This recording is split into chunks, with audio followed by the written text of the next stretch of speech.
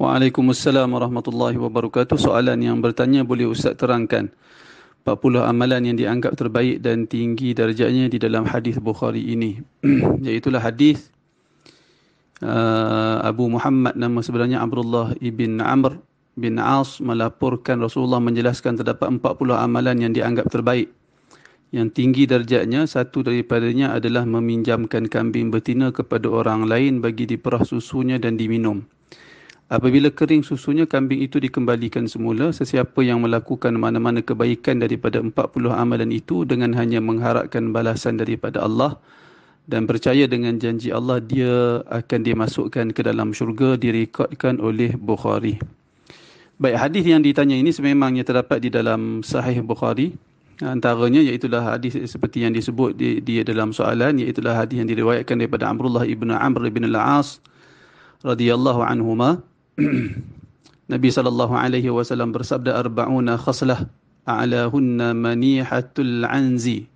Arba'una khaslah a'lahunna manihatul anzi, yang bermaksud 40 amalan atau 40 ciri-ciri kebaikan, 40 amalan kebaikan. A'lahunna, yang paling tinggi sekali adalah manihatul anzi. Manihatul anzi ni iaitulah kambing, kambing yang dah boleh mula diperah susunya. Itu manihatul anzi. Kalau kita andaikan berapa harga dia, wallahu alam, macam ingat di bawah, saya tak pasti harga berapa, tapi kalau kambing, kalau kita biasanya kambing betina ni murah harganya berbanding harga kambing jantan. Kalau kambing jantan yang besar tu, kalau kita beli dalam harga lebih kurang dalam 1,000-1,200 begitu.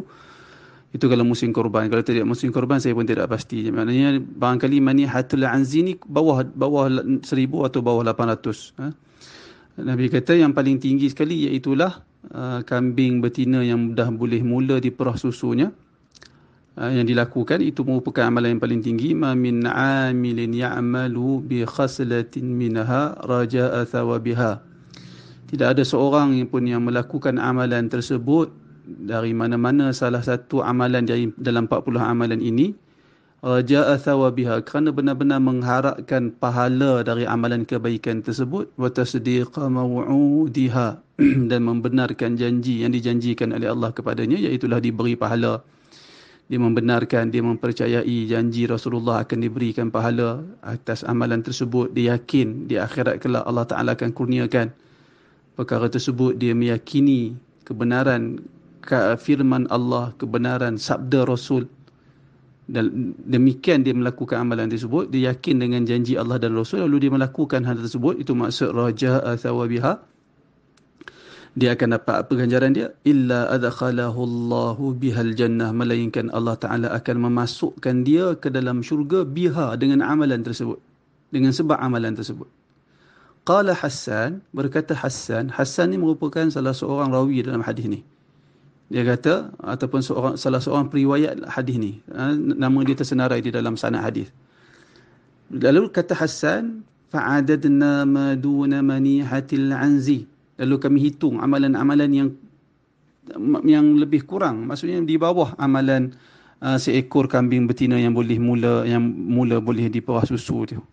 Kami hitung amalan yang paling bawah. Min, termasuk antara yang dihitung itu, min raddis salam, menjawab salam.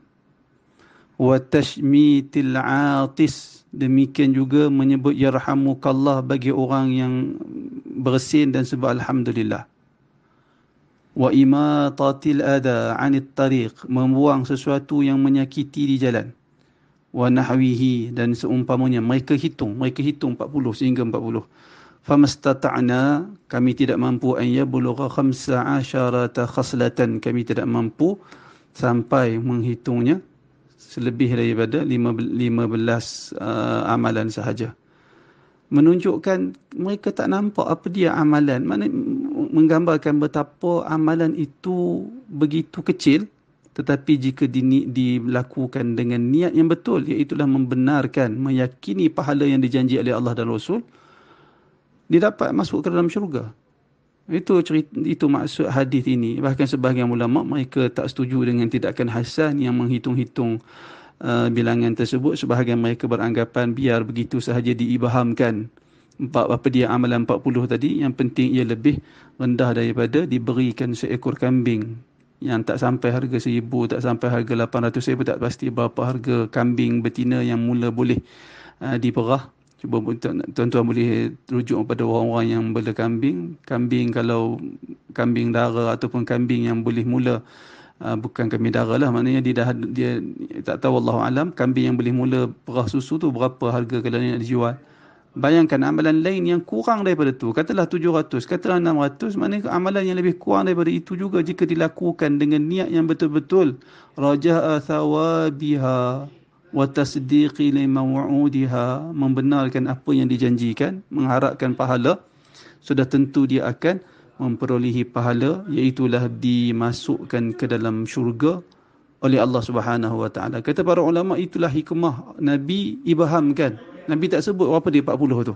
Tapi Nabi isyaratkan yang paling tinggi, itu pun sebenarnya taklah tinggi sangat, kecil saja sebenarnya. Tetapi niat yang betul menjadikan, melayakkan seseorang itu dimasukkan ke dalam syurga oleh Allah Subhanahu wa taala. Wallahu a'lam.